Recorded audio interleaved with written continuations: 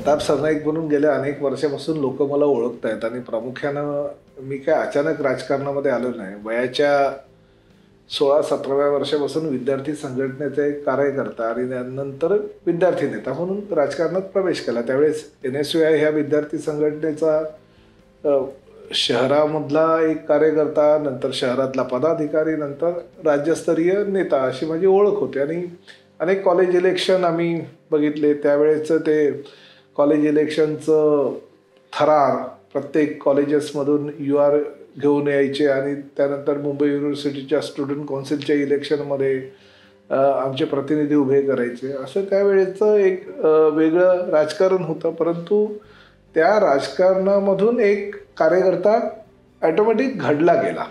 माझं आजही हेच म्हणणं आहे की विद्यार्थी संघटनेच्या निवडणुका म्हणजे कार्यकर्ता घडवण्याचा एक कारखाना आहे आणि त्या कारखान्यातून अनेक कार्यकर्ते घडत असतात. आम्ही काय अचानक राजकारणामध्ये आलेलो नाही किंवा राजकीय काही पार्श्वभूमी नाही.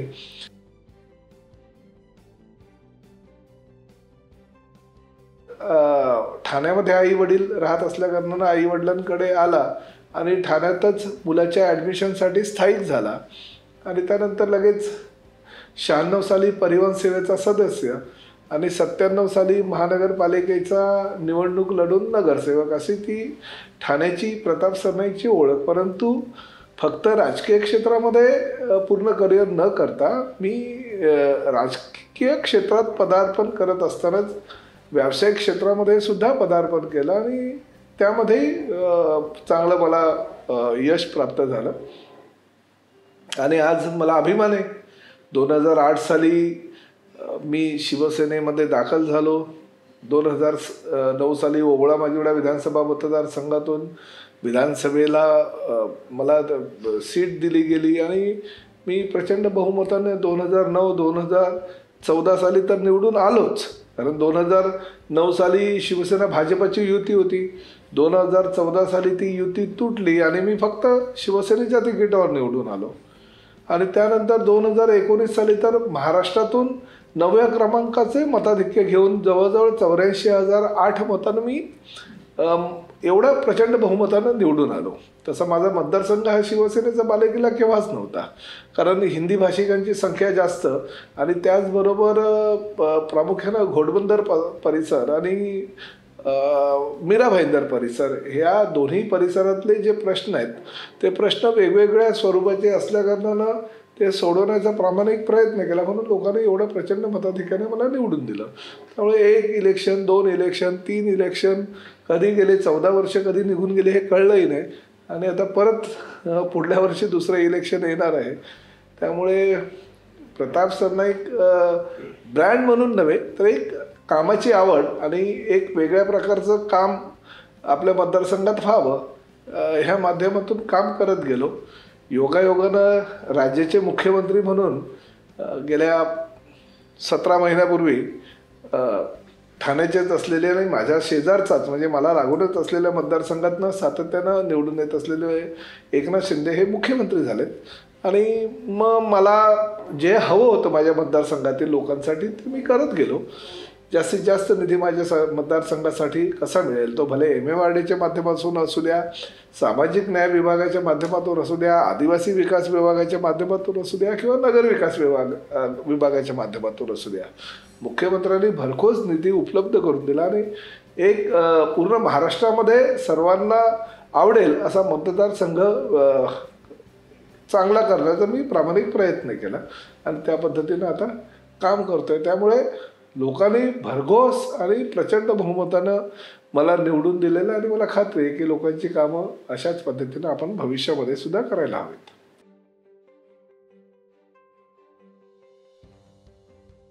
वडील माझे दैनिक मराठासारख्या एका मोठ्या म्हणजे आचार्य अत्रेंच्या मराठामध्ये त्यांच्याबरोबर काम करणारे एक पत्रकार आणि त्यांचं असं काहीच पार्श्वभूमी काहीच वेगळी नव्हती, परंतु ते रक्तामध्ये काहीतरी असायला हवं. त्यामुळे एक पत्रकाराचा मुलगा म्हणून रक्तामध्ये ती चळवळ होती, सामाजिक बांधिलकी किंवा सामाजिक जीवनामध्ये लोकांसाठी काम करणं किंवा लोकांसाठी आपण झटणं हे थोडंसं रक्तात असल्याकारणानं विद्यार्थी संघटनेच्या माध्यमातून राजकारणामध्ये ओढत गेलो आणि हळूहळू विद्यार्थी नेता ते नगरसेवक आणि नगरसेवक ते आमदार असा प्रवास होत गेला. कधी कसं झालं हे कळलंही नाही, परंतु राजकीय प्रवास संघर्षमय होता एवढं नक्कीच, आणि संघर्षाशिवाय कधीच काही मिळत नसतं. हल्लीचं जे जनरेशन आहे त्यांना संघर्षाशिवाय भरपूर काही मिळत असतं. माझ्या आयुष्यामध्ये संघर्ष झाला आणि संघर्ष करून इथपर्यंत पोहोचलो, परंतु लोकांनी साथ दिली. त्यामुळे भले प्रताप सरनाईक जरी नगरसेवक झाला, आमदार झाला, तरी हे लोकांच्या आशीर्वादामुळे आणि लोकांच्या प्रेमामुळे. त्यामुळे राजकीय काही पार्श्वभूमी नसलेला प्रताप सरनाईक आज इथपर्यंत पोहोचला, त्याचाच मला अभिमान आहे. ती माझ्या वडिलांनी अतिशय जवळनं बघितलेलं आहे. म्हणजे 106 हुतात्म्याचं जे बलिदान आहे ते बलिदान त्यांच्या डोळ्यासमोर घडलेलं आहे असं मला म्हणता येईल. कारण दैनिक मराठामध्ये काम करत होते. मराठा म्हणजे आचार्यत्रेंच्या नंतर शिरीष पैंकडे मराठा गेला आणि त्यानंतर मग ते मराठा बंद पडला आणि नंतर मग ते निर्णयसागर प्रेसमध्ये त्यांनी कामाला सुरुवात केली. त्या अगोदर जयंत साळगावकर त्यांचे अतिशय जवळचे मित्र, कालनिर्णयचे त्यावेळेस नुकतीच सुरुवात झाली होती. त्यांच्याबरोबर त्यांचे हितसंबंध असल्याकारणानं त्यांच्याकडे कारण भविष्यकार सुद्धा होते माझे वडील, म्हणजे लेखक, कवी आणि भविष्य अशा प्रकारचे सर्व साहित्यातली ज्या काही गोष्टी लागतात त्या सगळ्या गोष्टी त्यांच्याकडे होत्या आणि त्यामुळे त्यांनी कधी मागे वळून पाहिलं नाही. परंतु अत्र्यांवर त्यांचं एक विशेष प्रेम आणि त्या पुस्तकाचं नावच तो एक सूर्य होता. असं त्यांचे अनेक कविता संग्रह प्रकाशित झाली. कोरंडीची फुलेपासून ते अनेक कविता संग्रह त्यांनी प्रकाशित केले. दादरच्या उद्यान गणेशावर त्यांनी आरत्या सुद्धा लिहिल्यात. त्यामुळे साहित्य क्षेत्रामध्ये त्यांचं योगदान भरपूर होतं आणि त्यांना अनेक बक्षिसंही राज्य शासनाच्या माध्यमातून मिळाली होती. आणि शेवटी पत्रकारिता करत असतानाच म्हणजे वयाच्या 99व्या वर्षापर्यंत ते लिहत होते आणि वाचत होते. म्हणजे हा एक त्यांच्यातला फार मोठा गुण होता. माझी इच्छा होती की किमान त्यांनी 100वी तरी पार पडावी, पण 1 वर्ष कमी पडलं, पण हरकत नाही. ते एक वेगळं विश्व त्यांच्या माध्यमातून मला ते बघायला मिळालं. त्यामुळे अशा पित्याचा मी मुलगा याचा मला अभिमान आहे.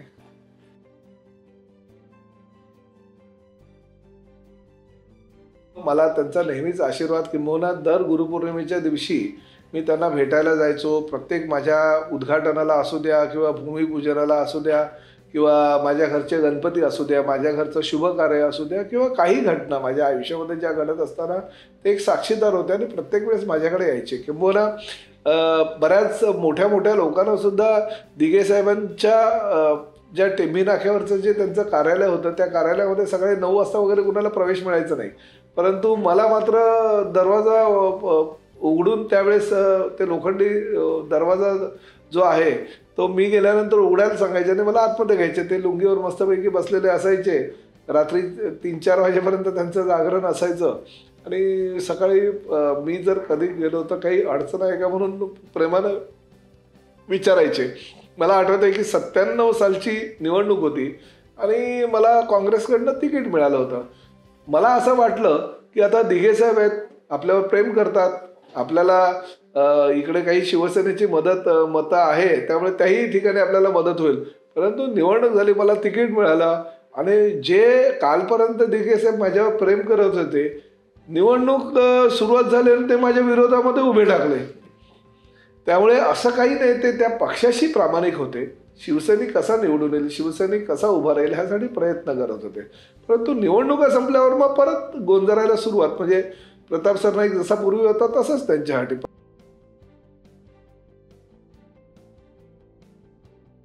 पूर्वीपासून माझा तो एक अधिकार मला वाटत होता आणि वेगवेगळे आंदोलनं केली. म्हणजे माझी आंदोलनं जी मी केली ती फार वेगळ्या प्रकारची होतात. म्हणजे 1 लाख लोकांना घेऊन मोर्चा काढला किंवा 10,000 लोकांना घेऊन रस्ता रोको केला म्हणजे ते आंदोलन होतं ह्या मताचं मी मुळीच नाही. आजही मी एकट्यानं सुद्धा अनेक आंदोलनं केलेली आहे. म्हणजे जेव्हा नाले भरलेले असायचे तेव्हा त्या नाल्यांवरनं सायकल चालवली, किंवा रस्त्यावर खड्डे पडलेले असायचे त्या खड्ड्यांमध्ये त्यावेळेस मी मासे सोडले आणि ते मासे पकडायला गळ टाकून बसलो. म्हणजे असे वेगवेगळ्या प्रकारची आंदोलनं मी केली. किंवा ज्येष्ठ नागरिकांच्या माध्यमातून मी व्हॅलेंटाईन डे करायचो. म्हणजे माझे अनेक आंदोलनं जी आहे ती आंदोलनं गाजली गेली. त्यावेळेस मोठमोठ्या म्हणजे टाइम्स ऑफ इंडियासारख्या किंवा वेगवेगळ्या हिंदी चॅनलनी सुद्धा ते आंदोलनाची दखल घेतली होती. असे अनेक आंदोलनं मी केली.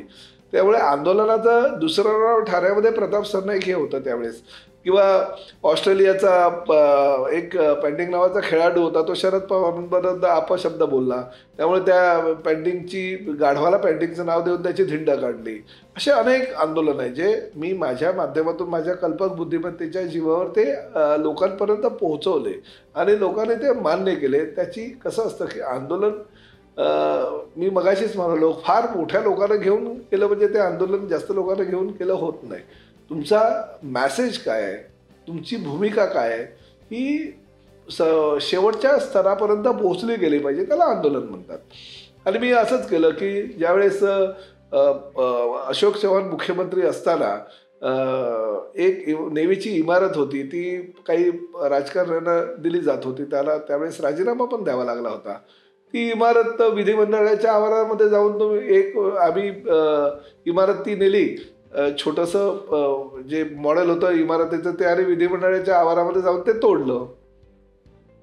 किंवा अजूनही काही म्हणजे पाण्याचे प्रश्न होते किंवा मेट्रोचे प्रश्न होते. देवेंद्र फडणवीस मुख्यमंत्री असताना मेट्रोची प्रतिकृती त्यांना दिली. तर अशा प्रकारे वेगवेगळे जे आंदोलनं होते ते अधिवेशनामध्ये आम्ही करायचो. त्यावेळेस मी, शिंदेसाहेब आणि आमचे अजून काही सहकारी त्या आंदोलनामध्ये सहभागी व्हायचे. उलट मीडियाची लोक, इलेक्ट्रॉनिक मीडियाची वाट बघत बसायचे, अरे ठाणेकर कधी येतात आणि कुठलं आंदोलन करतात, म्हणजे कुतूहलाने बघायचे. त्यामुळे आमची आंदोलनं गाजायची विधिमंडळामध्ये विरोधी पक्षाचे सदस्य असताना, आणि सरकार त्यावेळेस आमच्या आंदोलनाची दखल घेत होते.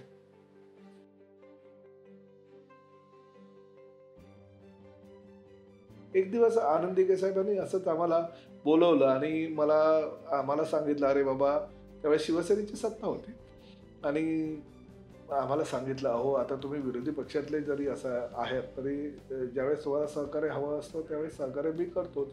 आपल्याला एकनाथ शिंदेने जरा ह्या कौटुंबिक घाला जो त्यांच्यावर आलेला आहे त्यातनं त्यांना सावरायचं आहे आणि त्यांना आपल्याला जरा थोडंसं सांभाळायचं आहे, तेव्हाच तो माणूस सांभाळेल स्वतःला. आणि त्यांनी लगेच काही महिन्यानंतर म्हणजे त्यानंतर 4-5 महिन्यांनी सभागृह नेता म्हणून एकनाथ शिंदे साहेबांची निवड केली. आणि शिंदे साहेबांचा स्वभाव पण आधीपासून तेही कोणाच्या लेण्यात देण्यात नाही आणि सगळ्यांशी मिळून मिसळून वागणारे, परंतु संघटना एके संघटना म्हणजे बाळासाहेबांचा कट्टर आणि दिघे साहेबांचा अतिशय कट्टर असलेला एक शिवसैनिक त्यांच्यात होता आणि त्या माध्यमातून ते कामं ते करायचे. आणि आम्ही सुद्धा संघटनात्मक सोडून महापालिका स्तरावर जर एक दुसऱ्याला विश्वासात घेऊन काम करायचो. आणि त्यावेळेस दिघे साहेबांनी त्यांना उभं केलं. ते त्या कुटुंबाच्या त्या मानसिक जो त्यांना एक घाला त्यांच्यावर आला होता त्यातनं ते थोडे हळूहळू सावरले. आणि नंतर मग त्यांना मोदा जोशींच्या निधनानंतर जी ठाण्याची जागा होती ती विधानसभेची त्यांनी निवडणूक लढवली, ते निवडून आलेत. आणि नंतर मग हळूहळू विधानसभेचं विभाजन झालं. सगळ्या बेलापूर विधानसभा मतदारसंघाचे 3 विधानसभा मतदारसंघ झालेत आमच्या ठाण्यामध्येच. कळवा मोहरा विधानसभा झाला, ठाणे शहर झाला, किसननगरचा आमचा कोपरी पाचपाखडी झाला, माझा ओवळा माझेवढा झाला. आणि आम्ही दोन्ही ठाणे शहरातनं शिवसेनेचा आमदार झाला, ओवळा माझेवढ्यातनं शिवसेनेचा आमदार झाला, कोपरी पाचपाखडीतनं शिवसेनेचा आमदार. आम्ही सगळ्यांना घेऊन ते काम करायला लागले. परंतु असं कधी नेतागिरी शिंदेसाहेबांनी कधी आमच्याबरोबर केली नाही आणि अतिशय मित्रताच्या भावनेने एवढी वर्ष आमच्याबरोबर ते वागले आणि अजूनही तसंच आहे. म्हणजे आज मुख्यमंत्री जरी एकनाथ शिंदे झाले असेल तर आम्हाला असं कधीच वाटत नाही ते मुख्यमंत्री झालेत.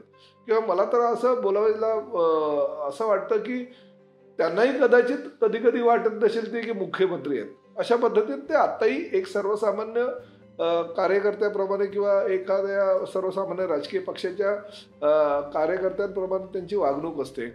आणि मी नेहमी म्हणायचो कारण ते आजही 18 ते 20 तास काम करतात. नायक चित्रपट मी बघितला होता अनिल कपूरचा. मी नेहमी त्यांना म्हणतो, अहो नायक मधला जो अनिल कपूरची भूमिका जी होती ती तुम्ही आता निभावताय. म्हणजे नायक चित्रपटातला नायक हा आजच्या तारखेला एकनाथ शिंदे नावाचा एक शिवसैनिक आहे आणि त्या पद्धतीने ते महाराष्ट्राची सेवा करतात आणि महाराष्ट्राच्या प्रत्येक प्रश्नाची जाण असलेले एक नेता म्हणून त्यांची ओळख आता झालेली आहे. सर्वसामान्यांमध्ये असणारा, फिरणारा, त्यांची दुखणी गाराणी समजून घेणारा मुख्यमंत्री त्यांची ओळख झाली. म्हणजे मी लहान असताना मला आठवत आहे की अंतुलेंवर लोक प्रचंड खुश असायची त्या काळामध्ये, कारण अंतुलेंना सर्वसामान्य कार्यकर्ता म्हणून लोक काँग्रेसचा मुख्यमंत्री असताना ओळखायची. त्यानंतर कदाचित आता एकनाथ शिंदेसारखा एक कार्यकर्ता आजच्या युगातला लोकांना आपलासा वाटतोय, एक आपला मुख्यमंत्री, आपल्या घरातला, आपल्या कुटुंबातला एक घटक, अशी त्यांची ओळख महाराष्ट्रानं आता निर्माण केलेली आहे आणि त्या पद्धतीने ते काम करतायत.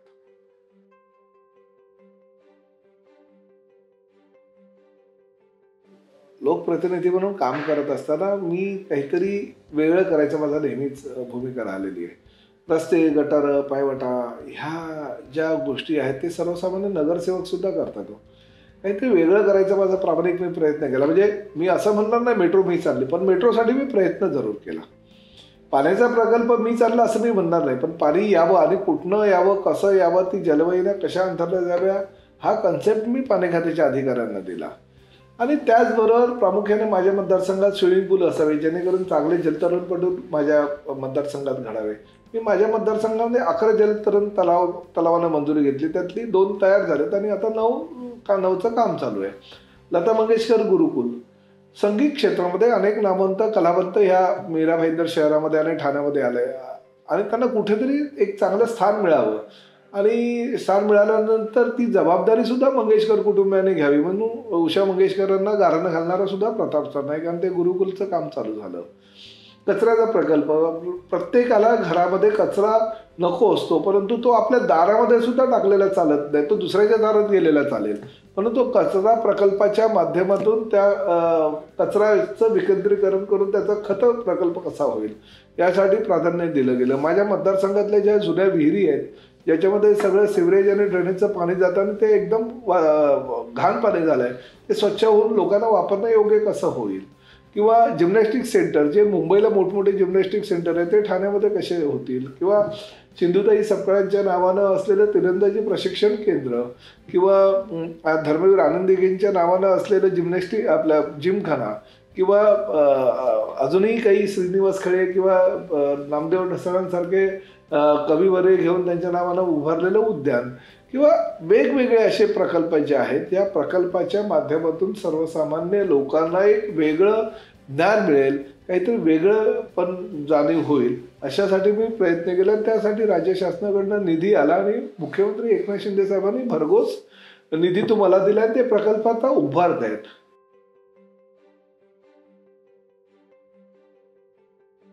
एकनाथ शिंदे साहेबांनी मुख्यमंत्रीपदाची शपथ घेतल्यानंतर कोरोना पळाला आणि ह्या कोरोना पळाल्यानंतर राज्यामध्ये जे सगळे उत्सव होते, म्हणजे नवरात्र उत्सव असू द्या, दहीहंडीचे उत्सव असू द्या, गणेश उत्सव असू द्या, दिवाळी असू द्या, सगळे सण साजरे व्हायला लागले. कुणीही आपल्या तोंडावर पट्टी बांधलेली नाही आणि लोकांना जे हवं होतं ते मुख्यमंत्र्यांच्या कार्यकाळामध्ये मिळालं. परंतु त्याचबरोबर हाही गोष्टीचा विचार व्हायला पाहिजे. ह्यांच्याच या 17 महिन्याच्या कार्यकाळामध्ये अवकाळी पावसानं दैना निर्माण केली, शेतकऱ्यांचे अनेक प्रश्न उपस्थित राहिले, परंतु सगळ्यांवर मात करून शेतकऱ्यांना भरघोस पैसा कसा दिला जाईल किंवा निधी कसा मिळेल किंवा शेतकऱ्यांचं नुकसान होणार नाही ह्याची काळजी घेणारं सरकार म्हणून या सरकारचं नाव झालं. आरक्षणाचे अनेक विषय आहे, धनगराचे आरक्षण आहे, ओबीसीचे आरक्षण आहे, मराठ्यांचे आरक्षण आहे, मोर्चे निघाले, आंदोलन झाले, परंतु सगळ्या समाजाला एकत्रित घेऊन कशी त्यावर घट्ट पकड मुख्यमंत्र्यांनी करावी तशा पद्धतीचं त्यांनी दोन्ही उपमुख्यमंत्री म्हणजे अजितदादा पवार आणि देवेंद्र फडणवीस यांच्यासह बरोबर ते प्रत्येक आंदोलनाला सामोरं गेलं आणि प्रत्येक समाजाला न्याय कसा मिळेल यासाठी प्रयत्न केला. ज्येष्ठ नागरिक जे आहे राज्यामध्ये सगळीकडे ज्येष्ठ नागरिकांना मोफत एसटीची सवलत दिली, महिलांसाठी वेगवेगळे उपक्रम राबवले, तरुणांसाठी वेगवेगळे उपक्रम राबवले, सर्वसामान्यांना म्हणजे MMR क्षेत्रामध्ये जास्तीत जास्त डेव्हलपमेंट करण्यासाठी निधी कसा मिळेल आणि MMRDच्या माध्यमातून ती कशी पूर्ण होतील कामं यासाठी प्रामुख्याने त्यांनी इन्फ्रास्ट्रक्चरच्या माध्यमातून प्रयत्न केले. त्यामुळे 17 महिन्यामध्ये अजून एखाद्या मुख्यमंत्र्यांनी कामं तरी किती करावी हा प्रश्न आहे. आणि त्या प्रत्येक कामामध्ये त्यांना यश मिळत गेलं आणि अजूनही मी तर असंच म्हणेल की अजूनही हा आमचा कार्यकाळ अजून जवळजवळ 10 ते 11 महिन्याचा आहे, परंतु ह्या कार्यकाळामध्ये ते नक्कीच अजूनही अनेक प्रश्न जे महाराष्ट्रामध्ये गेल्या अनेक वर्षांचे प्रलंबित आहेत ते प्रश्न ते सोडवतील. म्हणजे त्यांच्याकडनं जी कामं होत आहेत त्या कामाची लोकांना अपेक्षा नव्हती, ही कामं होत आहेत. आणि निश्चितपणे सगळ्या मंत्र्यांचं पण त्यामध्ये मोठं योगदान आहे आणि अजूनही ते यशस्वी मुख्यमंत्री म्हणून त्यांचा कार्यकाळ गाजवतील. शिवसेना प्रमुख आदरणीय बाळासाहेब ठाकरेंचे विचार तळागाळातल्या सर्वसामान्य कार्यकर्त्यांपर्यंत पोहोचवणं ही मूळ भूमिका होती आणि त्याचबरोबर सर्वसामान्य जनतेचे प्रश्न सोडवणं ही भूमिका त्यामध्ये त्यांच्याबरोबर जोडली गेली होती. आणि काही गोष्टी असतात राजकारणामध्ये, कधी काय घडेल याचं सांगता येत नाही. म्हणजे आजपर्यंत जर ह्या देशाचा आणि महाराष्ट्राचा इतिहास बघितला तर राजकारणामध्ये कधी कलाटणी कशाला मिळेल हे काही सांगता येत नाही. परंतु एक ठाणेकर मुख्यमंत्री व्हावा अशी माझी प्रामाणिक इच्छा होती. ती इच्छा 17 महिन्यापूर्वी पूर्ण झाली आणि ठाणेकर मुख्यमंत्री होण्यासाठी मी त्यांना सहकार्य केलं आणि ते सहकार्य केलं म्हणून आज महाराष्ट्राचं नक्कीच चांगल्या प्रकारे ज्या पद्धतीनं महाराष्ट्राला अपेक्षित होतं ते काम होतंय. माझ्या मतदारसंघात जो निधी अपेक्षित होता तो निधी दिला जातोय. मुख्यमंत्र्यांना प्रत्येक कार्यक्रमाला ज्या वेळेस आम्ही आमंत्रण दिलं ते कुठल्याही कार्यक्रमाला त्यांनी येणार नाही असं सांगितलं नाही. प्रत्येक कार्यक्रमाला आलेत, येत आहेत आणि मुख्यमंत्री जरी झाले तरी ठाण्याच्या सर्वसामान्य छोट्या छोट्या कार्यक्रमाला सुद्धा त्यांची आजही उपस्थिती होते. हे त्यांच्याकडनं घेण्यासारखं आहे आणि मला अभिमान आहे की मी ठाणेकर आहे आणि माझ्या ठाण्याचा मुख्यमंत्री आहे.